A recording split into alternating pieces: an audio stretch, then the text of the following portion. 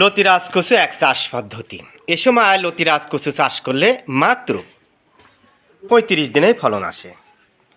কথায় আছে ভালো বীজ ভালো ফসল, ভালো বীজ থেকে ভালো ফসল আশা করতে পারেন।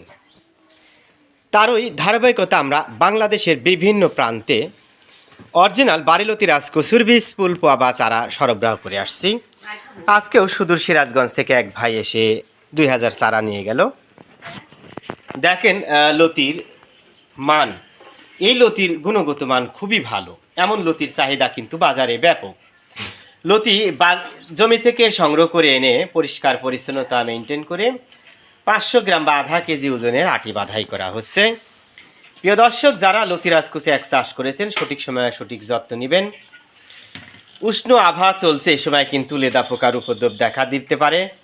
লেদা পোকা দমনের জন্য ইন্তেপা কোম্পানির দামদামা এবং সাহাম সাথে ২ টাকা দামের একটা করে শ্যাম্পু ব্যবহার করবেন, দেখবেন লেদা পোকা থাকবে না। তবে অবশ্যই একই সময়ে পরপর ২ দিন ওষুধ আপনারা স্প্রে করবেন।